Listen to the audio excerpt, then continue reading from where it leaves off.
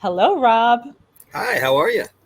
I am fantastic, and I am so thrilled and excited that you are here today because Well, we I'm are going to glad you talk reached out about a to me. lot of stuff. Yeah, we're going to talk about a lot of stuff that I don't normally get a chance to talk about. So I am just really happy that Noelle reached out and she said, "Oh, you really need to talk to Rob because Rob is the watch guy. And Yeah. I don't know anybody really who knows a lot about watches. So I think it's going to be a really good conversation. But before, of course, we get into all those details, I would love for you to introduce yourself and let us know how things came Okay. how things came Well, about. my name's Rob. Everybody in the community knows me as Junk Monkey online across all social media platforms and all my reselling platforms. Um, I started working on watches in 1987. In 2000, I was very fortunate enough to land a 5-year apprenticeship under a master Rolex watchmaker at a Rolex authorized repair center and dealer. And I've just been at it most of well, all of my adult life, really. And I'm also a bench jeweler. I can do anything from mining stuff out of the ground. I cut gemstones and I mine gold. In fact, mine and my wife's wedding bands are made out of gold that I mined. Um, and watchmakers in general are rare, but trained watchmakers and knowledgeable watch people within the reselling community, as far as I know, I'm the only one. I mean, there's other watch sellers out there, but they're not. I've never met any of them through the general reselling community. Wow. Okay. So then this is huge because I know as a jewelry reseller, Hmm. I come across watches all the time, whether I'm thrifting, whether I'm Right. yard selling, online auctions, whatever. And so I tend to kind of steer away from them because I don't know a whole lot about them. And I Yeah. wouldn't know what is good, what is bad, what is junk, what is not. So maybe we should start there because Okay. maybe you can give us some basic tips or In one of the most basic tip I can give you about watches is the secondary market for ladies' watches is very limited, especially in the okay. vintage world. Now, and because it's tied to fashion, and fashion moves quickly. Right. So most of the watches you'll run across are what we call fashion watches. They are not of the highest quality. So there's not a whole lot of and fashion changes. So what was hot last year is not hot this year. So you pick up the hot watch from last year, it's not going to sell this year. Um, Now there's exceptions to everything. Now there are tried and true watches that will always be worth money. Uh, Top of that list is a lady's Rolex. Right. Then you have things like Omega, uh, Longines, Ebel, the big hitters. If you see a watch and it has a name of a designer from the clothing world, Fendi, Gucci, those types of things, Michael Kors, those watches, there's very little resale value. So that's Okay. that's my first biggest tip is be very careful with buying ladies' watches. Okay. So I guess my first question is what about if it is one of those big names, but the watch isn't working? Or maybe you can't, like if you see it at a thrift store, you may not be able to test it to know if it's Right. working. Is there still value in picking Oh, up oh those? yes. If they're the big hitters, even if they don't work and you can't make them work, they're still good for parts. Uh, Okay. Even though these watches are the big hitters, they're still tied to fashion. And watches and watch companies for the last 50 years, about every 5 to 10 years, they stop producing parts for the older models. So if you inherit or you have one of those older watches and you want it fixed, a lot of times the only source for parts, I have to get on eBay and I have to find a watch that has the part that I need and buy it there. I can call the manufacturers all day long and they just tell me no, sorry, they're no longer available. So yes, non-working watches are absolutely still valuable. You're still going to want to pay less for a non-working one. It's like anything else. If it's damaged, you don't pay up for it. But it's very, very much worth your time to take one of those watches to a watchmaker. We're kind of rare, so we're hard to find. But the best case scenario is you find a jewelry store that has an actual trained watchmaker on staff and talk to them and get their recommendations for it. Because a non running ladies Rolex, say an all stainless steel model, it might only be worth $500 to $700. However, if you can get it serviced and repaired and up and running for an additional $500 to $700, sometimes more, I charge a lot more. But if you can invest another 500 to 700 in it, and you're anywhere from 1,000 to 1,400 in it. You can Oh, then turn wow. around and sell that watch for 2,000, 2,500. So you make a much more Oh, money. Or you can just, resell it as is, make sure that you state that it does need to be serviced and repaired, and, make your profit and move on to the next thing. Um, I knew I was going somewhere. Oh, yes. Stay out of the back of the watches, people. Please stay out of the back of the watches. The vast majority of the repairs I do is because somebody else went in there before me and they did damage. oh, Some okay. of the damage is to parts that I can't get, and they're not Mm-hmm. easy or they're not cheap to get. So don't go in there. And I know changing batteries for the most part is very easy, but when you start talking about the big hitters, the E-Bells and the Omegas, there are parts in there that if you even touch them, you will damage them and you'll destroy the watch. Oh, okay. Okay.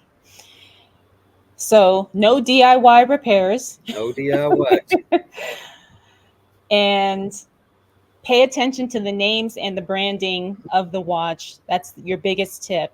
Yes. Now, that leads me to my next question. How do we know it's an authentic Now, Rolex or Gucci yeah, or whatever? that's a big one because there are a Hmm. lot of fakes out there. Yes. One thing I would suggest everybody do is go to a Rolex authorized dealer. Okay. Try some of those watches on, handle them. Rolex watches, and indeed anything, any small item of quality or any item of quality, really, they have a heft, a feel to them that the counterfeits can't match. Mm, When you hold a Rolex, it feels solid. The corners and edges feel smooth. They may be crisp, but they're not sharp. And the watch doesn't rattle and clack. okay. I've actually had to train myself to stop doing something. I can spot a fake Rolex from across the room. And I've had to stop myself from telling people, yeah, I'm sorry, it's fake. And they're like, you didn't even look at it. I'm like, yeah, I did when you were coming across the room. So what I do now is I just wait. I just hold my time and I let them hand me the watch. I shake it, I look at it, and then I hand it back to them and tell them it's fake. Okay. Because it's if you've handled a few of them, you'll realize the difference in the feel of them and even the look. Uh, Gold on a Rolex does not fade, doesn't rub Okay. off. Uh, they don't have sharp corners or little corrosions pitting and things of that nature. They just don't. And for the most part, if you see the secondhand ticking, that's going to be a fake watch. Um, that doesn't mean the other way around that if it's sweeping smoothly, that it's a real watch because all mechanical automatic wind watches have a smooth sweep, whether Rolex made them or some knockoff Chinese company made them. So Okay. that's not indicative of a real watch because it sweeps smoothly. So, but the end all, when if you're going to buy one, um, nobody's going to sell you a Rolex for cheap. And if you're going to pony up and buy a Rolex, you need to have them meet you at a Rolex authorized dealer or a jeweler that you trust that you know is knowledgeable and have them verify the watch for you. Up to and including opening the back and making sure that it actually has the Rolex movement in it. So Okay. there are Rolexes out there that sell for tens of thousands of dollars, and you're not going to buy one of those for $200 from a yard sale or an estate sale. So if you see one offered and you know that that's a Rolex Daytona and it's worth $27,000, you're not buying that for $200. Nobody who knows what that watch is going to sell you that watch for that price. So it's most likely fake. And Okay. if they don't want to go meet you at a jewelry store or an authorized dealer, just let it go. It's not worth the risk. Okay. Okay. Now, what about, because I've heard this too, like the number four on the Rolex is like Oh, that's not the Cartier. Roman. Oh, Cartier. It's Okay. Cartier. So, It's not always the number four, but oh, okay. somewhere Okay. on the dial, one of the Roman numerals, one leg of it is going to spell out Cartier. Ah, okay. It'll be Okay. sharp and crisp. So you need to have a small jeweler's loop or a small 5x or 10x power folding loop. So when you see one marked Cartier, first thing you do is you look for the hidden name in the numbers. So yeah, that's a good one. That's one of my, I forgot to mention Cartier as being one of the big hitters. Yes. Well, I just remember, I think I read that somewhere, like you're supposed Mhm. to check the number four, and I thought it was on Rolex, but you're saying no, it's on No, Cartier. it's Cartier. Okay. You Okay. Google it, folks, and you'll see what I'm talking about, or we're talking about. One of the Roman numerals on a Cartier watch will always have one leg of it that spells out Cartier in really Okay. small print. Or it's not printed on there; it's actually carved into the marker. Oh, okay. Okay. Wow, there's so much to learn about about watches. Unfortunately, there is because there's so many fakes out there. All right. So what about like the watch band? Like, The bracelet. Um, okay, the bracelet is what it's called. for something for high end watches, we don't call it a band unless it's leather, and then we prefer the word strap. But for an all Ah, metal okay. watch, we call that a bracelet. A bracelet. Okay, okay. And Timex has a band, a Rolex has a bracelet. okay, okay. I get it. I get it. So Uh, what do we need to look for as it relates to the bracelet? um, I don't have one handy. I have a little bit of a shop set up here, but you want to check the bracelet and make sure it's not all stretched out. And the Okay. easiest way to do that is close the clasp, hold the watch up by its face. I must have a wristwatch laying right here somewhere. I can see 5 or 6 pocket watches, but no wristwatches. Hmm. That's okay. If you want to grab one, we'll Okay, wait. give me just a moment. Okay, here's one that doesn't have the bracelet or the strap on it. This is an old vintage Gruen watch. But what you want to do Okay. is you want to hold the watch like this so that the bracelet would come out horizontal. If that bracelet flops down, that bracelet is stretched out and needs to be replaced or Oh, repaired, okay. especially on a Rolex, because on a Rolex, about 40% of the price of the watch is based on the bracelet. Oh, So, really? yes. Okay. So if it's $1,000 watch, $400 of that is in the bracelet. So if you get one like this and there's no bracelet and they're telling you it's $1,000 watch, you can easily tell them, no, it's a $600 watch without a bracelet, just to Okay. give examples of numbers. Okay. So, like I said, there's so much to learn. Now, what tends to have a higher resale value than is there particular brands? Obviously, I'm guessing it's men's watches. Is there Yes. certain styles or designs? Currently, the biggest style of watch in the men's world is what we call tool watches. Okay. These are useful watches beyond telling time. Diving watches, chronographs, they're the ones that have the multiple dials and you can push a button, they got a built in stopwatch. Mm-hmm. They're what we call tool watches or sports watches. They'll have rotating bezels on some of them, or they'll have extra information on the bezel. Those tend to be more popular even than the solid gold wristwatches these days. So those, now, if I tell you to look for dive watches and chronographs, um, don't go out and buy every Invicta you see. Okay.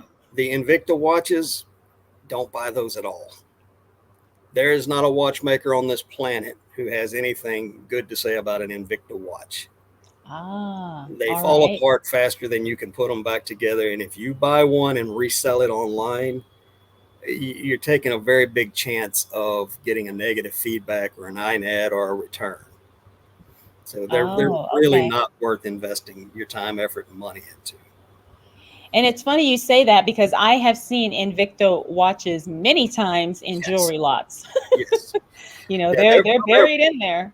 They here's the deal: if it sells on one of the televised shopping networks, Hmm. don't buy them. Okay. And that's the biggest retailer of Invicta watches is the shopping networks. Ah, And you know, okay. a designer of fine jewelry is on their way out when they start selling on the shopping networks. Yeah. But you know what? They have such a huge following, the Yeah, people, people love they to do. shop on there But and they're again, it's very much tied to fashion.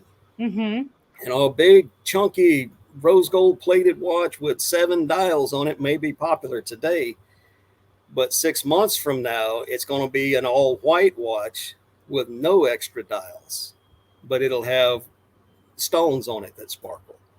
And then the one that you bought previously is no longer worth anything.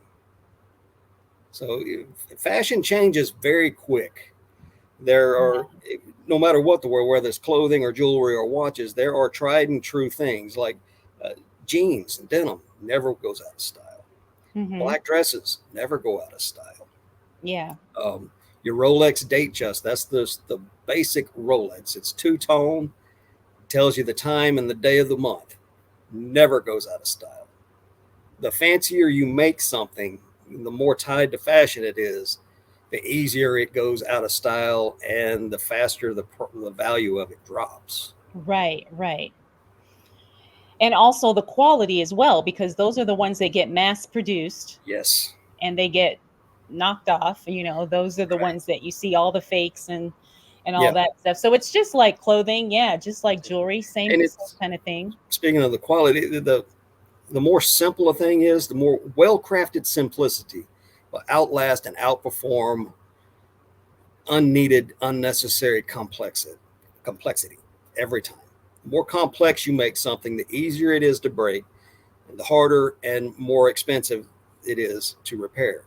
Whereas the more simple you Oh, make something, well crafted simplicity is very trustworthy, very dependable, doesn't break down, and even when it does, it's easier and less expensive to repair. okay. And the same holds true with jewelry. You know, a solid gold wedding band, nothing is ever going to happen to that. Now, you take the same amount of gold and you add about 40 diamonds to it and a bunch of filigree. You just walking through a doorway and bumping your hand, and you can destroy that ring. Right. So that's It's I'm also kind of harder to keep traditional. I clean. like things more simple and more well crafted and more solid and long lasting. Yeah, and there's also the whole maintenance part of it Mm-hmm. too, right? Yes, Like I know because I have a friend, like her husband buys her a Rolex every few years. He upgrades right. her Rolex, and so she Well, has there's to only take it so far, so many times you can upgrade it.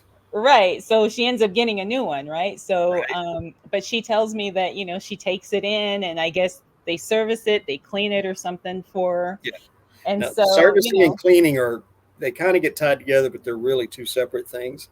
When okay, we well let's service a explain that. watch, we take the movement out and we take that movement completely apart.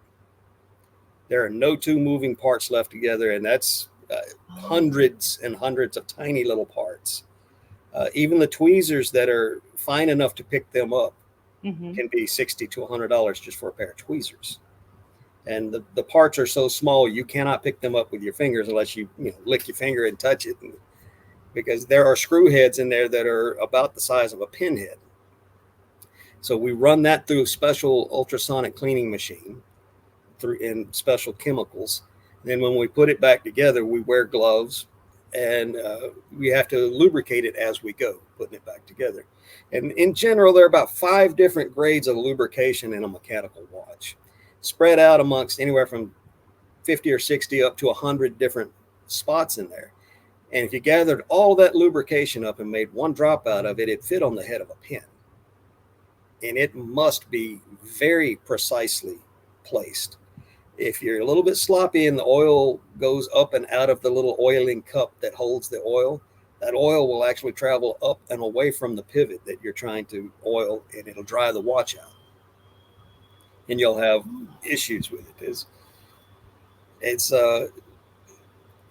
Oiling is one of the two most difficult things to do in watch repair because you have to know exactly what type of oil to put and exactly where and exactly how to do so.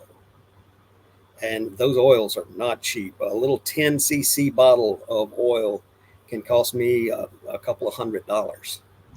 Oh, wow. Yeah, so yeah, you can't do it with 3-in-1 oil. Okay, so how does cleaning then, or is that, yeah, cleaning We differ call it from clean oil service? adjust or clean lubricate and just CLA. The cleaning part is if you take a watch in and ask them to clean it, they'll take it in the back, use a toothbrush and some soapy water or jewelry cleaner and scrub your watch up, rinse it off, dry it off, and hand it back to you. That's cleaning. Servicing, Okay, you're having the watch took completely apart, okay. all those parts and pieces cleaned, meticulously put back together and lubricated and adjusted. And when you get the watch back, it should be as close to factory new as possible. Ah, okay, okay. All right. So that's the difference between servicing, Mhm. cleaning, and then obviously repair would be fixing Right. whatever is broken Correct. if there's something that's broken. Okay. Okay. Oh my goodness. Like I said, the more I learn, the more I realize how much I don't know. I have to be careful sometimes when I start talking about watches. It's kind of hard to get me to stop, and I'll go off on tangents. One thing reminds me of something else.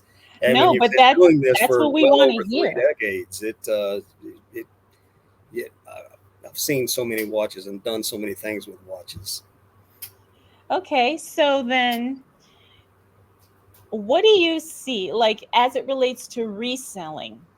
What do you know, or what has been your experience as the best, most popular reselling watches? I mean, I'm going to guess it's going to be Rolex, but It is, but you're not going to run across Rolexes every day. I'm in the industry, and I probably only buy and resell in a good year, maybe a dozen. okay. So it's really hard to have a reselling business on a dozen items a year. Mm-hmm. So some of the things you can look for, like the little Gruen that I showed you earlier. This is what we call a field watch or a sports watch, but not a tool watch. All it does is tell time. And this one is probably from the 60s. So you'll see a lot of these. Stay away from the Timex. Those things sell by the pound. But things like Gruen, Hamilton, Bulova from the 50s and 60s, you'll run across a lot of those. And if they're running at all, and you can get them for less than $5, you can make good profit on that. Okay. Uh, Pocket watches are another thing. Yeah, I just went to the antique jewelry and watch show here in Las Vegas, and I Uh-huh. saw thousands of timepieces, Yeah. like from all over. Now, this is a watch that is not tied to fashion at all. Right. Uh, if pocket watches ever got reattached to fashion, their value would explode. But pocket watches are more for the collectors than wristwatches. Wristwatches, people want to wear them. And if you're going to wear something, it has to fit your style or at least modern fashion. Yes, and it has to be functional too, It has right? to be functional. It has to be functional where Right. it does what I need it to do. Exactly. Tell It time, should keep whatever. you it should keep you within 5 minutes of time per day on the vintage stuff. If it's a modern watch, it should keep perfect time. This one is probably around 160 years old, and you'll notice there's Mm. no winding knob. You actually had to open this watch up and stick a little tiny key down in that hole to wind it up. And to set it, you would have to do the opposite. You'd have to open the front of it, and in the center of the hands, where the post that they ride on, the end of it is square cut, and the same key that would wind the watch up would set the time. Oh, okay. And this one, yeah, this one, that's what the movement looks like. This one was made shortly after the Civil War. All right. So for those of you listening to the audio version, come on over to YouTube because Rob is is doing show and tell. Yeah, doing show and tell. But In general, people are for pocket watches. You want dress watches, which will be a little bit smaller and thinner. Mm-hmm. And the big names to look for in those are going to be Hamilton, Illinois, Elgin, and Waltham. Now, the same big names are going to be the ones that you look for in a slightly larger watch, and these are going to be railroad watches. Now, railroad watches cannot be set by the stem. So if you pull the knob out one click and the hands don't change, it's likely that that watch is what we call a lever set, which means you would have to open the front of the watch and there would be a little lever that you would have to pull out before you could then Mm. change the time on the watch. And this was a safety feature to keep people from playing with the watch in their pocket, accidentally resetting the time, and then causing a major catastrophe on a rail line, which was a Okay. huge concern back in the late 1800s. Right. It's the whole reason we have time zones. In 1891, there was a train accident that was caused by a guy playing with his watch, and his watch had stopped for about 4 minutes. And the depot manager ran out and told him, "Hey, the such and such express train is on time. You need to get going." And the train conductor more or less cussed him out, told him he knew his business. Well, he gets in his train and nonchalantly takes off from the depot. And a couple hours later, there's a head-on collision where 190 some odd people died Oh, because wow. his watch was not reliable. So we come up with railroad grade watches and standard time zones. Oh, okay. So that's where the name comes from, railroad grade.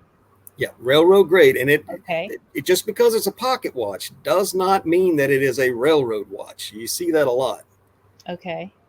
And also, if it has the lid where you have to push the button and the lid comes open, that is Mm-hmm. absolutely not a railroad watch. You saw it in the old timey Western movies. The train conductor would come through checking people's tickets, and he'd pull his watch out of his vest, hit the button, and the lid would pop open. Pure Hollywood. Those watches were actually illegal on the rail lines. You could not carry one while you worked for the rail yard. You would get fired immediately if they caught you with one. Oh, wow. So there's so much history behind this. Like, It's I had amazing no how idea. much history, American and world history, are tied to the watchmaking industry. Uh, Navigation.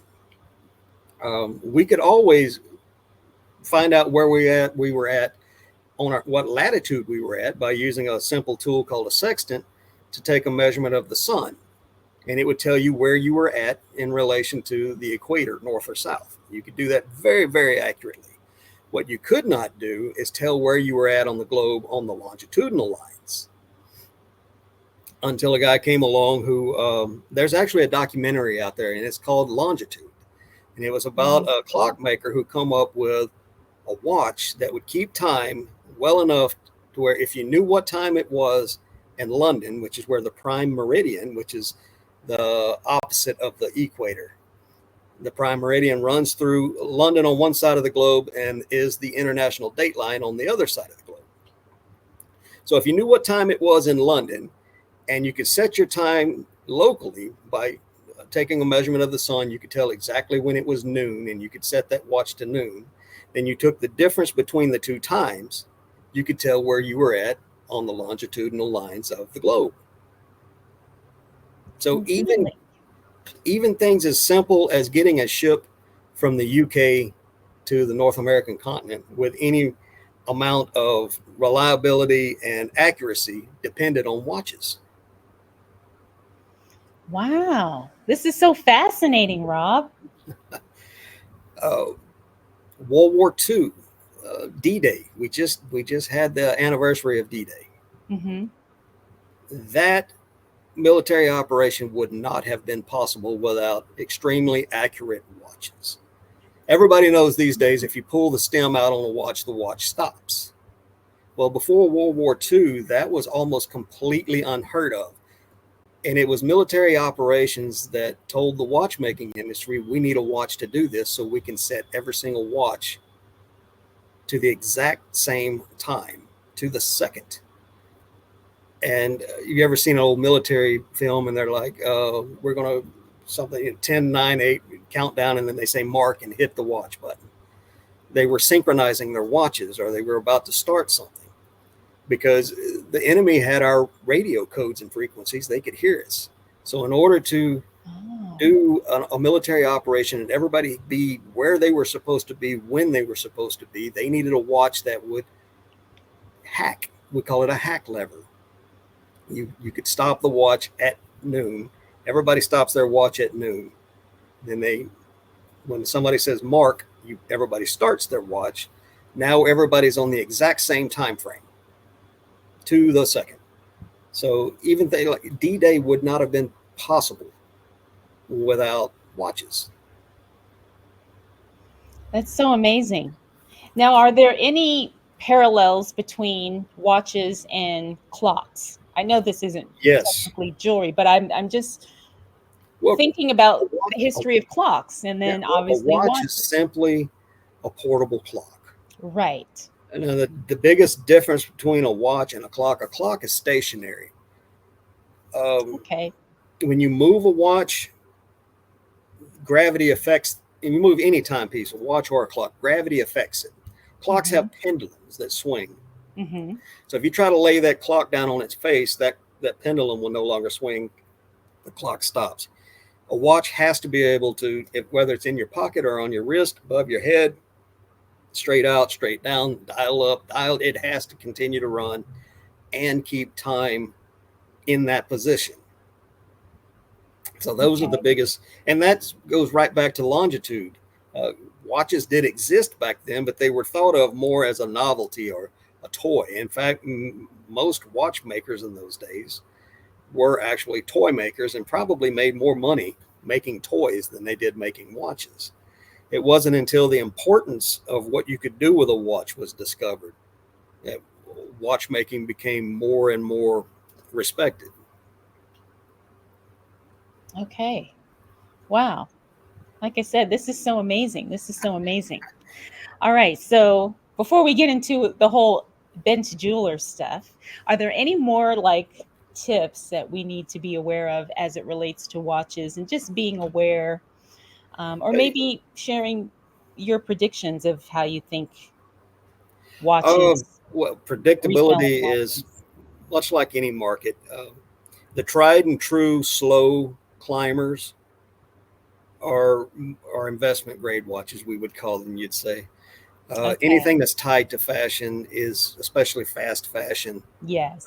Stay away from it. Right. But Right. good, solid, reliable names, brands, and styles, go ahead and buy them and pick them up. And if you're going to spend big money, before you spend big money, take pictures and call a friend. Go to a dealer. Go to a jewelry store. Get it verified before you spend that money. Well, I'm glad that I know you now because if I see something out there, I'm just gonna send you a pic. Hey, I do that for a lot of people. I get pictures almost daily on Instagram, and Hmm. people contact me, hey, is this anything? Or they'll show me a table full, and they're like, can you see anything on this table that I should be looking at? And I'm always happy to help. I've Ah, almost always got my phone on me. So find me on Instagram at Junk Monkey, and yeah, reach out to me if you ever have any questions on watches. oh wow, that's amazing. I mean, you gave us a whole lesson just If you now, want to stretch and this out, I could tell you two or three more stories, history related. Uh, oh yeah, yeah. I mean, did you you know know, without Mickey Mouse, we'd have never had a Timex watch? really. Really and truly. Now, a lot of people do have the Mickey Mouse watch, with the Mhm. hand. And most of them that you find will not be worth a lot of money. Oh, Back in the okay. early 1930s, the United States and indeed the globe was going through the Great Depression. And Hmm. one of the companies affected by that was a watch company called the Ingersoll Watch Company, which had a pretty long history. But it's the early 30s, we're in the Depression, and they filed for bankruptcy. And they had an office on Hollywood Boulevard in Hollywood, California. Walt Disney was walking down the boulevard one day. He sees their office and he has this bright idea. Hey, maybe I should get my cartoon character, Steamboat Willie, Mickey Mouse, put on one of their watches. So he stops in and asks them if they could do it. And they're like, well, sure, we can do it. We'll make a few bucks before we have to close the doors. It was so wildly popular that it literally, during the Great Depression, saved this small company, pulled them up out of bankruptcy, and by Mickey Mouse. Now, this company continued on and they produced lots of character watches. So if you ever see the old watches and they have a character on it, it's probably made by Ingersoll. Well, in the 1950s, they changed their name to US Time. And then in the late 50s, early 60s, they changed their name to Timex. So Hmm, without Walt Disney and Mickey Mouse, we would have never had the Timex watch. You would have that's never crazy. heard the phrase "takes a licking and keeps on ticking." Yes, I remember that. I remember that. And it's funny because I have found those Mickey Mouse watches. I think Mhm. I've found like at least three or four of them. Oh yeah, Um, they're wildly popular. They've been in mhm. steady production since 1932. So approaching 100 years on how long Mickey Mouse watches have been made. Yeah, and a lot of people get excited when they find them because they think, "Oh Oh yeah, wow, it's I'm got to gonna be worth make money. yeah, I'm gonna make hundreds or thousands of Yeah. dollars." No, very few. Some of the very early ones are worth money if they're all original and they work and they look good. And then some of the bigger name brands that made them, like Seiko, not Loris, which is made by Seiko, but full branded Seiko Mickey Mouse watches, especially the men's version, are worth money. I do believe that even um, Rolex made them. So Hmm. yeah, and Snoopy watches are the same way. But if you find a Snoopy watch, uh, any of those early Snoopy watches are worth big money. They Omega just released a moon watch with Snoopy on it, and that rascal is well north of $100,000. Really? Wow. That's so crazy. But I have lots of little stories like that about watches and how All important they are. right. Yeah, But tell us like one more, what's and then been we'll your move on to the jewelry part of this. Uh, Ford Motor Company. What are they famous for? cars, right? Well, cars, but there were two innovations in industry that he came up with, that the original Mr. Ford came up with. One of them was the assembly line, Oh, and assembly the line. other Okay. was paying a living wage. Okay. Paying wages, This living was wages. in the early 1900s, around 1910 or so, with his Model T Ford. He set Mhm. up an assembly line and he paid his people good money. Waltham Watch Company, or the American Watch Company out of Waltham, Massachusetts, did that as early as 1857. And they were able to do it because the guy who was credited with interchangeable parts, Eli Whitney, with his cotton gin, those parts were not actually interchangeable. They were modifiable to fit. Waltham actually made interchangeable parts. And they got their start because they were able to walk into a business meeting where they were looking for investment capital, take five of their watches apart, dump all the parts in one box, hand it to a watchmaker, and he could put five watches together that all ran and operated correctly. And in Oh. order to produce enough watches to keep up with demand, they had to set up an assembly line. So a lot of what people think they know about history, credited to all these different industries and people, all really and truly tie back to the watch industry. Yeah, I would have never have guessed. Like I would have never have known, you know? That's so fascinating. Like I said, it's just you think about these things because it's even like that with jewelry too. Jewelry, a lot of it was tied into what was popular at the time, and Yes. you know things that were happening even in some cases politically, or Mm-hmm. things that were happening in society or Right. culturally or whatever. And so it's so interesting that you can really kind of connect all of these things to key moments in our American history, or like you said, in world history. Yeah. If you really want to understand anything, you got to go back to the beginning. You got to understand the history. And the Hmm. more you learn about the history, the more you can look at the modern equivalent of these things, of anything really, and see what's made quality and what's stayed tried and true and what deviated too far off the beaten path. Right. Right. That's so amazing. So amazing. You need to teach a class, Rob. You need to teach a class. I Like, was actually offered a teaching position at a well-known jewelry college, and I turned it down. really? Well, the jewelry school was in a very remote area that I knew and didn't want to live there. And I have a military background. I am not a teacher, I'm an instructor. Mm, There's a big difference. And the way I teach is I instruct, I bark an order, and it gets followed, which right. doesn't lend itself well to a classroom setting.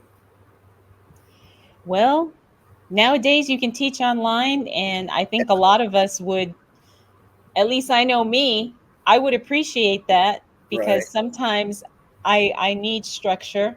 It helps me learn better and I don't get as distracted, right? When right. you're Well, focused to put on it this whatever. way, in the last 37 years, I've probably had a dozen or so apprentices. I've only had one of those apprentices go on to become an actual watchmaker. Oh, wow. A lot of people think that they don't understand that there's a whole process. It's Mhm. not just about putting a battery in a watch. You got to know how to open it without damaging it. You got to know how to check the seals while you're in there and replace them if they need to be, and be able to recognize that. You need to know if the old battery leaked, how to clean that out without destroying the watch. There's not just putting the battery in the watch. There's a whole list of tasks and knowledge that you need and skill that goes with it. And same thing goes with jewelry. There, one of the I mentioned this, that oiling a watch was one of the two hardest things to learn and teach. Mhm. The other one is polishing. Uh, Oh, okay. just because something is shiny does not mean it was polished correctly. In Okay. fact, you can do way more damage to a watch or a piece of jewelry by over polishing than you would have if you just left it alone. Oh.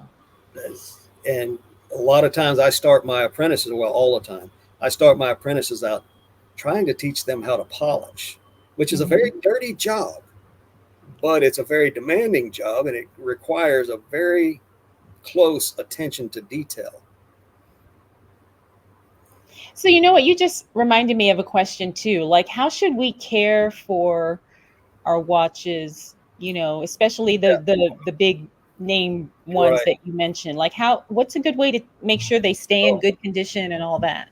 50 plus years ago, people were taught, watches specifically, but jewelry too. It's the last thing you put on before you leave. Mm-hmm. It's the first thing you take off when you get home. Right. Don't wear it out in the yard, working in the garden. Don't wear it, man, if you're working on your car or your motorcycle. Take it off, put it in the house. The biggest thing about taking care of a watch is preventative. Don't introduce it into environments that it's not designed to be in. Right. And there's no such thing as waterproof. It is actually illegal in the United States of America to claim that a watch is waterproof. It is only water resistant. Okay. It is your responsibility to maintain your watch in a dry environment. I don't care if it is a dive watch. If it is a dive watch, you need to have it tested regularly before you go diving. And with Okay. the modern dive computers that we have, I don't even suggest wearing a watch to dive with anymore. All it takes is bumping that watch just right, and you will compromise one of the seals. And if you're depending on your life when you're 60 feet below the surface of the ocean, you're going to be in bad shape. So Right. don't go Right. diving with your watch. Some people still do it, but they understand the risk, most of them. So first off, just don't take it into dirty, bad environments. Secondly, keep it clean, and if you need to clean it, make sure the crown, which is the winding knob or the setting knob, is pushed all the way in. If it's a screw down model, make sure it's screwed down firmly, but don't wrench it down super tight. A damp toothbrush mildly warm soapy water, scrub it off, rinse it off, immediately pat it dry. If you'll Okay. just do that right there, and the same holds true with jewelry, if you'll just do that little bit of maintenance, your watch and your jewelry will last you much, much longer. And it'll look better too. Yeah, and I know a lot of people store their watches and jewelry in sometimes the original box that it came in, Yeah, or little those velvet pouches and yeah. stuff like A lot that. of those velvet pouches have an anti tarnish agent in them, Oh, okay. especially if it's silver items. So when you Oh, get that okay. little blue bag from Tiffany and you've got your silver jewelry in it, that blue bag actually has an anti tarnishing agent in it. Oh, okay. I didn't know that. That's good to And if you know. do have gold and silver jewelry, stay away from the liquid jewelry cleaners, the stuff where you dip it in there and then you rinse it. Yeah. A lot of those are either ammonia based, which I like, or acid based, which I do not like. They don't Hmm. actually clean the jewelry or the metal as much as they remove the surface layer of it. And if you accidentally forget and you leave your jewelry in there, it will make it look horrible. It can Oh, also, for rare and expensive stones like opals, pearls, and emeralds, it can destroy them. yeah. Yeah. Yeah, and even like stones, like even when they're not expensive, like rhinestones and stuff, Oh when you yeah, get you liquid get the underneath, foil back on them, or you get, yeah, yeah, you yeah, don't, you don't want to get any kind of liquid, right, under there because otherwise the whole thing gets messed up. yeah, Or the glue comes loose and then oh the yeah, stones fall out. yeah. It's just a lightly damp, soft bristled toothbrush, mildly soapy, warm water. Brush it off real good. Quickly rinse it and immediately pat it dry. And if it does have those like stones and small areas where moisture can be trapped, put it somewhere where there's some air moving, a warm area with, I don't know, like on the windowsill, not direct sunlight, but on a sunny windowsill, a little air moving across it on top of a paper towel or something, and get it dry. Or even hair dryer on low and blow it off. Or Yeah. really and truly, if you're scared to clean it, take it to a good jewelry place that has actual bench jewelers and have them clean your jewelry for you. They actually, it's actually a good idea to do that, and most jewelers don't mind, because at the same time we're inspecting your jewelry and we can let you know that, hey, you've got a prong loose, or you've got a pin here that's worn almost all the way through. If we don't fix it now, you stand a chance of losing it, or things like that. So you'll be able Right. to stay on top of keeping your item in tip top condition. Okay. All right. Well, those are some really great tips. And then of course, don't drop it. Don't let your kids play with it. I'm Yeah. trying to think what else. Those little like Dremel tools that you can get the little buffing wheels for, Mhm. do not touch your jewelry with those things. Oh, Don't do it. The yeah, vast I've never majority done of us that. jewelers will clean and polish your jewelry free of charge. So Mhm. you don't have to go spend money on that stuff and do it yourself. Now, if you're reselling and you've got a great big box full, pick out the best pieces and go take a few at a time to your jeweler and have them clean and polish them for you and check them over for you. Okay, but Yeah. yeah, don't come in and dump like a grocery bag full of vintage jewelry on us to clean and polish for you, because we do have paying customers we need to take care of. So bring a Yes. few items at a time. We're happy to clean that stuff and check it out for you. All right. All right. Well, that's good. That's good to know. All right. Since this is a nice segue then into the jewelry talk. So now you said you are a bench jeweler, I am a bench jeweler. correct? All right. So let's I work explain that for. primarily with gold and setting stones, but I Oh, also work okay. in silver and platinum and palladium. Ooh, all right. So let's explain that for in case someone's listening or watching and they don't know. What does it mean to be a bench jeweler? A bench jeweler is somebody who sits at a workbench and does jewelry repair and maintenance as a Okay. living for a business. Now, we're different. You'll hear the terms goldsmith or silversmith put out there, and silversmith is a title that most goldsmiths or bench jewelers kind of turn their nose up at, because that's considered a hobbyist trade. There are some Oh. wonderful silversmiths out there, and I don't throw shade at anybody. If you're out there creating good on you, so I don't throw shade at silversmiths, but we actually have a bench, we have tools, and we have skills and training to make rings, to size rings, to repair chains, set diamonds, and things like that. And it's a skill, and it takes time to learn it. Mm-hmm. So yeah, that's it. You also hear the term custom jeweler. We will custom build you a piece of jewelry to your design and Mm. specifications. What Yes. that really means is we'll work with you and we'll talk you into doing it the right way rather than your way. Some of the ideas I've heard over the years, I'm just like, oh no, you can't do that. Here's why. Let me show you a better way. And you have to learn how to be politic about that and bring people around.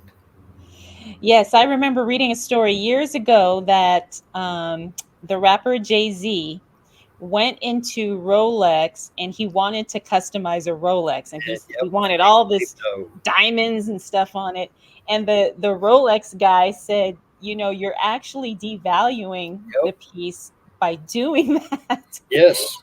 And he's like, honestly, nobody's gonna want it should you Yeah. Don't decide you. modify your Rolex watches. Okay. Don't. Yes, yes. And he There's a told, whole market out there. It's called in the watch world. It's called the gray market, where they uh-huh, do that, and they call it a bust down, where they take a basic model watch, maybe it's used and a little beat up, and instead of refurbishing it back to original for a watch that's not worth a lot, they will bling it out or ice it out and just coat it in low grade diamonds, and then sell it for this huge markup. And they're right. what was it? P.T. Barnum was accredited with saying, "There's a sucker born every minute and two to take him." Yeah. Yeah, and later on, when things aren't going as well as they were when people were super popular, they try to take this iced out watch to the market and sell it and get some money, and they get really bad news. So Yes. customized in the watch world is not a good thing. Yes, yes. And in the article I read, Jay-Z said he was so shocked to hear that because he thought by adding all this extra stuff, it was They going to increase the increase the value. value. Right. And the guy said, no, nobody's going to want this should you decide you want to He sell paid it. for the loose diamonds and the labor to install them, Yeah. but he So did I just not thought that was do the watch interesting. any justice at all. And that happens a lot. Hmm. Yeah. And then, Now, you know, on the same note, there are watches out there. There are things out there called collabs or collaborations. You see it a right. lot Just like in jewelry. in jewelry and in watches. You will see things like names on a watch, like, well, for instance, Tiffany and Co. Hmm. Tiffany and Co. branded Rolex watches. It'll say both Rolex and Tiffany and Co. on the dial. Uh, those watches are highly sought after. It's not considered a modified watch. It's a collaboration between Tiffany's and Rolex. And those watches are highly, highly sought after. Hmm. Now, some of the old vintage stuff, you will see names like CD Peacock was a big one. They were a jewelry company that was every bit as big, if not bigger, than Tiffany was back in the day. And Bailey, Banks, and Biddle is another one. So just because you see one of these weird names on there, these now defunct or little heard of or unknown jewelry companies, they were just as big as Tiffany back in their days. Hmm. So if you find one of those watches, they can command a premium. Now, if it's got, you know, Joe's used cars painted on the dial, that's not such a good thing. Right. Yeah, or like Avon, you know, I find a Yeah. lot of Avon Yes. stuff, you know, and some people love it, but I haven't I really have had a whole some lot of. Avon vintage glass in my collection. I'm Oh, also really? kind of big into the vintage glass world. Yeah, yeah. Well, you can find it every day in a thrift Oh store yeah. somewhere. Oh, the Avon perfume bottles shaped like cars and chess Yes. pieces and pheasants and horses, and yeah, you'll see a Mhm. lot of that. And Yeah. it's a shame because some of that stuff was actually made for Avon by really good glass manufacturers. Mhm. But as soon as you see the word Avon, Yeah, there's a few people still collecting it, but not many. All right.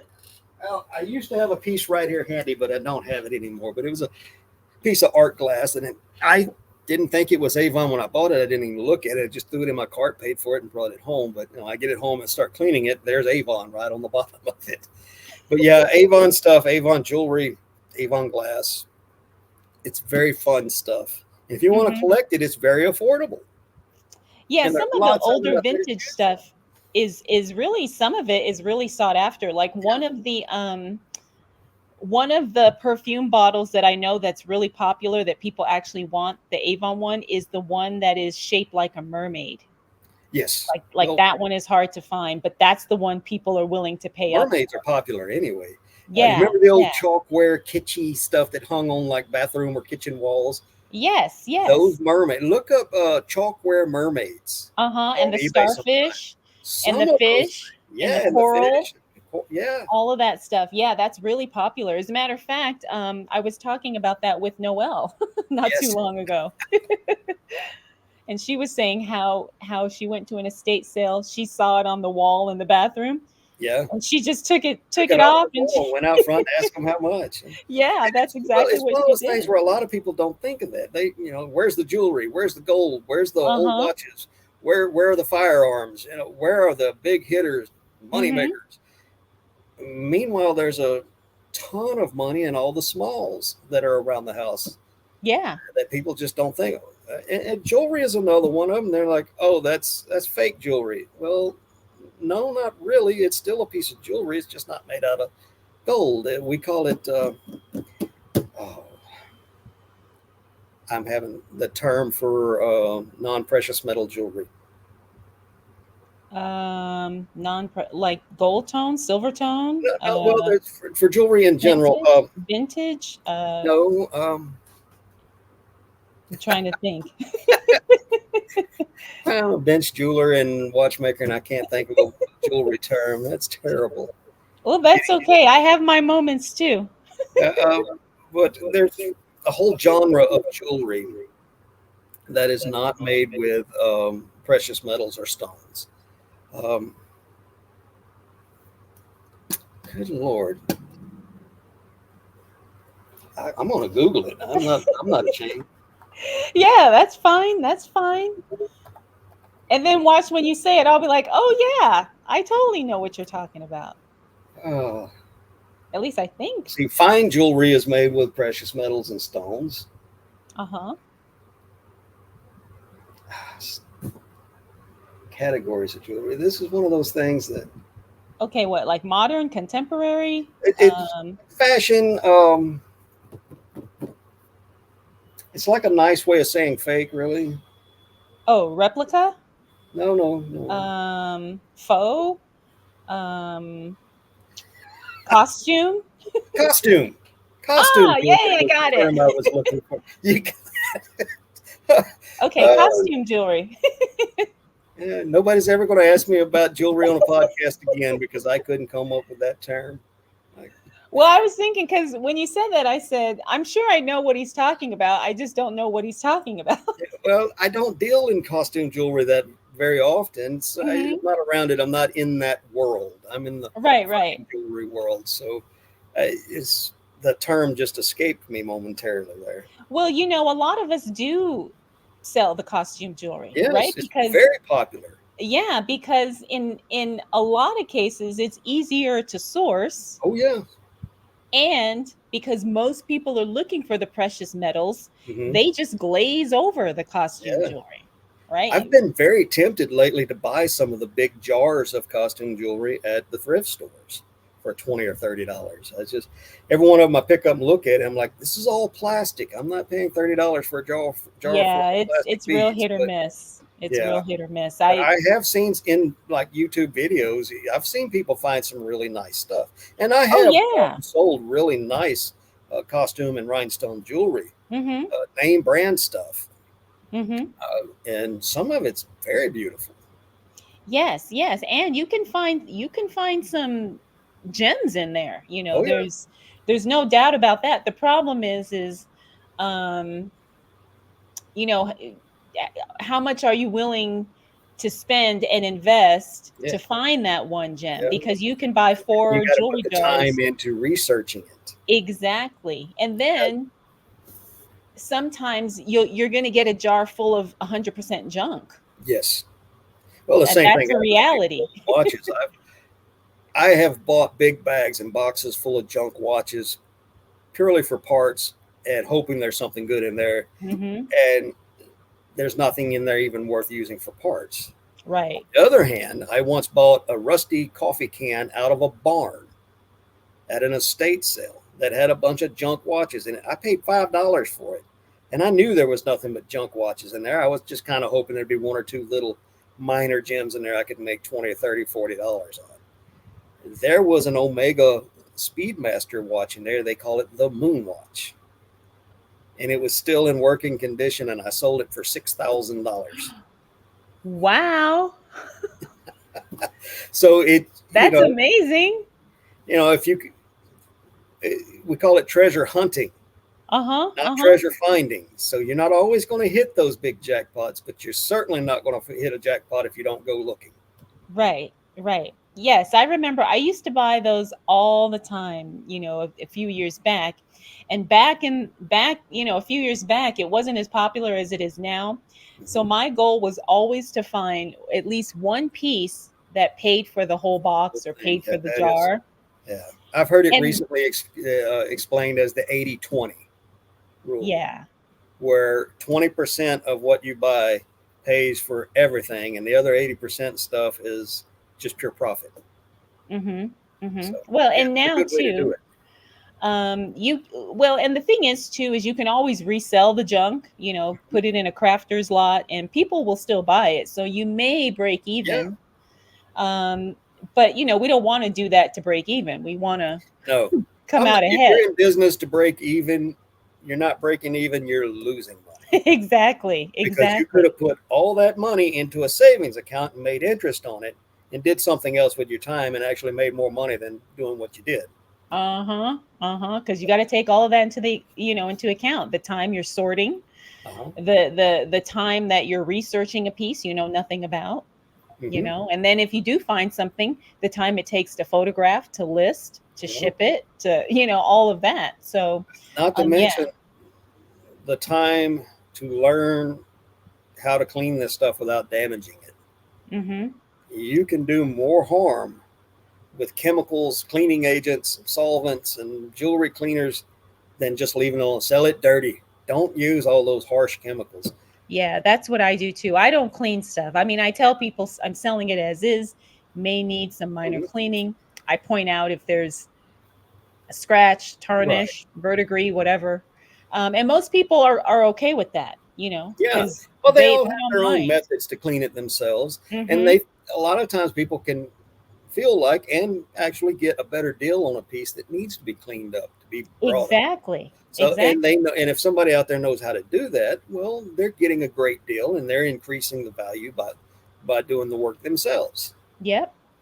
So Totally it's agree. actually a good idea. Don't unless you're an expert at it or you've done a lot of research and a lot of trial and error, which means messing a lot of stuff up and losing a lot of money. That's how you get to be an expert is you mess a lot of stuff up. But unless you've done that, don't clean it. Soft cloth, light brush, leave it at that. Yeah. Yeah. Now, And some here's people another like that. pitfall with the jewelry world that a lot of people don't understand. If it is green and you call it jade, you better have a lab report. There are Oh. so many, and there are actual laws about this when it comes to Hmm. identifying stones. If you call something jade and it turns out that it's green glass or it's serpentine or it's anything other than jadeite or nephrite, you can actually have criminal charges filed against you at worst Oh, and really? civil suit brought against you on the other end of that spectrum. You can get in a lot of same thing with turquoise Hmm. and opals, all the gemstones. If you call it something, it has to be that. If you call Yeah. something a natural pearl, you better have a GIA certificate to go with it because 98.793% of all pearls since around 1909 have been cultured. There are very, very few purely natural pearls on the market.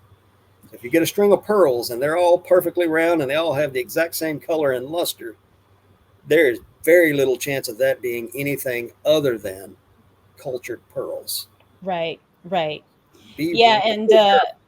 and I just, because I follow jewelry news too, and I was reading not too long ago that now they want you to disclose, you know, the lab grown diamonds as Yep. well, because they're trying to sell them like if Yes. they're real.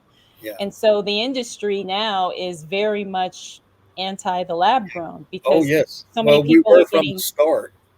Uh, yeah, and there people were are a getting lot ripped of off. many people who loved the idea of being able to sell real diamonds that were grown in a lab and making huge profits off of them. Yeah. Whereas jewelry people were like, no, you don't understand. A high grade diamond is exceedingly rare and valuable, and you're Hmm. devaluing it by parading your lab grown stone as something real, and it's not. Yeah, and they're not Which allowed in is the jewelry shows anymore. no, no. The same thing happened with moissanite and cubic Uh-huh. zirconia back in the day. Those were a lot easier to pick out than the lab grown diamonds. Now, a big myth in the jewelry world is that diamonds are not rare and they're not valuable. There's the diamond cartel just controls the prices. Ladies and gentlemen, that is false. It is patently false. There is no truth to that at all. No, diamond, the mineral, which is just carbon, is exceedingly uh, abundant. However, for it to crystallize into something that is of gem quality, I'll put it this way, to get a single 1 carat diamond takes about 50 metric tons of rough crystal carbon to get one gemstone of a quality that'll cut a 1 carat stone. And it'll start life out as no less than a 5 carat piece of rough. Hmm. So, yeah, gem quality diamonds are rare.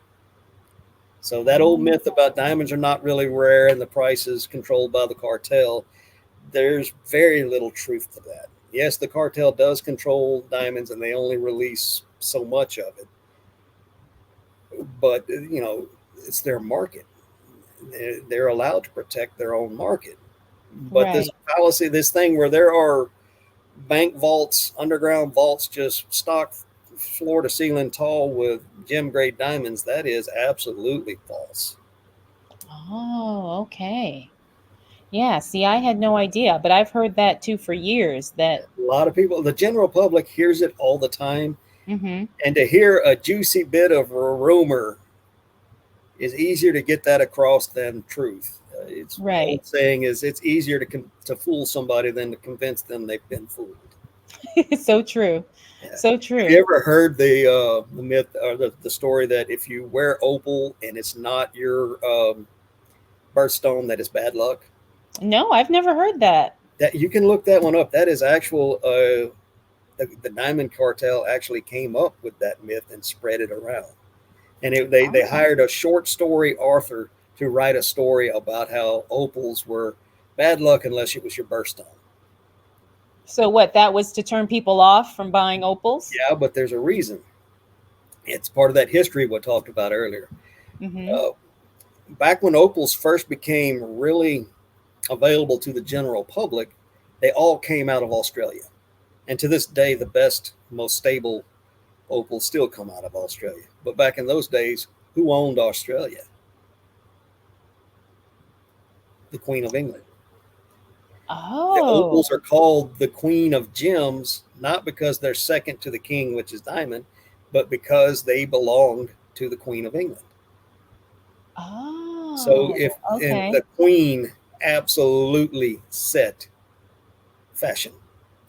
Victorian era, Victorian. Queen Hmm. Victoria, and she owned the opal mines. So the Queen of Gems belonged to everybody. Wanted the Queen the same gems the Queen had, opals, Right. and she owned the opal mines. So she was perfectly happy with that.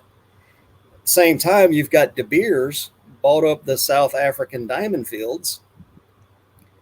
their diamond sales dropped because everybody didn't want diamonds, they wanted opals. So to combat that, they created a myth that it was bad luck to wear opals unless it was your birthstone. And it worked. It worked so well that more than 100 years later, there are still a lot of people out there that believe that. Wow, that's crazy. So Well, Rob, I go down rabbit holes of history, learning stuff about my trade, and it's amazing some of the stories you come up with. yes. See, and I could just talk to you all day about this kind of stuff. Well, I'm here. I got nothing better to do. Well, excuse me. So, what else? I guess before I let you go, is there anything else that you think we should know as it relates to watches, jewelry, gemstones? Any closing thoughts that Be you'd like to careful in share? your when you disclose things. There are laws out there about gems. You have to disclose any treatments if known. The if known part is the loophole. So Okay. so if a buyer reaches out and asks you, "Is this all natural?" You tell them you do not know of any enhancements, Mm-hmm. but it's not impossible. Mm-hmm. Don't describe something as 100% natural. You can get into legal trouble. Right, right. Don't become a DIY person when it comes to watches or jewelry. Watchmakers and jewelers are more than happy to help you. Yeah, sometimes it may cost you a little bit of money, but spending a little bit of money is better than losing a whole lot of money. Yeah. Or And you're damaging helping something. another, yeah, damaging something. It's and you're helping another local business guy out. Mm-hmm. You're a local business if you're a reseller, so you understand that all the support you can get is important. And the same goes true with people in the trades, jewelry trade, watchmaking trade, any trade really. Uh, Keep it local. Find somebody you can do business with that you trust, and build a good relationship with them. Okay. It'll work out in your favor in the long run. Great. Well, I think those are some good words of wisdom that we need to pay attention to. But this was so great, Rob. I just want to thank you so much for spending this time, sharing your knowledge, educating us, and just, helping us be better resellers as it relates to jewelry and watches because I you only can never. scratched the surface. If anybody ever needs any help, don't hesitate. Reach out to me. In general, I'll get back to you pretty quick, or as quickly as I can. Yes, yes, because you were very, very, very quick to respond when I messaged you a few times. So, and I appreciate that. Well, I'm a reseller, so I'm constantly attached to my platforms. I know. These days, reselling is very much tied in with social media, so I'm always there. Yeah, so true, so true. And the other thing is too is like sometimes that's how you're going to learn something. You're going to learn something because you'll see someone post something and they'll say, "Oh, wow, I just found this and it just sold," or, whatever. I've been a reseller for 27 years, and I didn't hear the word reselling until about 4 years ago. I didn't even know I was a reseller. Yeah, I know. I A didn't lot know of there was people a don't. community. Yeah, a lot of people don't know, and that's another reason why I created this podcast because there wasn't really a whole lot within the reseller community that was jewelry specific, Right. right? So I really wanted to create a resource, and a place where us jewelry people and watch people, where we can share information and where we can support and encourage and just learn and share our experiences, good, bad, and everything in between. Yeah, it's great that these communities are. When I first started, there were even watchmaking for repair tips, or how do you do this? Where do I find schematics? Where do I find parts? There was nothing on any social media platform. And just within the last 4 or 5 years, you go looking and it's everywhere. There are tons of watchmakers making videos on YouTube. There are Yes. Facebook groups. There are Instagram accounts. There's pages, and just a lot of information out there. Spend a little time to dig around through that stuff, look around, learn a little bit. but verify what you see, because there's a lot of bad information out there online. Yep. Yep. So true. So true. Before you try your hand at some of that stuff you find online, go talk to a watchmaker face to face first, or a jeweler. Yeah. Yeah. Well, you can never have too much information. That's what I always say. You Right. know, you can never know everything. So the But know more where to go look. curious. Yeah, and the more curious you are, the more like the more you're able to filter out, okay, this I need to pay attention to, and this maybe I don't need to know it right now or whatever. You know, so you just kind of learn. You kind of develop your own Just be skills. careful of rabbit holes. You'll learn why Mickey Mouse is responsible for making Timex watches. Well, hey, that's something we didn't know, and now we do. So, all right, Rob. Well, thank you so much again. Like I said, I really appreciate your time and your knowledge. I really enjoyed speaking with you and learning from you. And yeah, maybe we'll do a part two at some point. Oh, awesome! I'd love to, and thank you for having me. Oh, you're And absolutely thank you, welcome. Noel, for suggesting me. Yes, yes. I'll send her a thank you. Probably You want to talk after we're about a done. wealth of knowledge. Oh, I know, I know. Don't worry. I asked her to come on too, so hopefully she's going to come on too. All right, Rob. Thank you so much. All right, you have a good day now.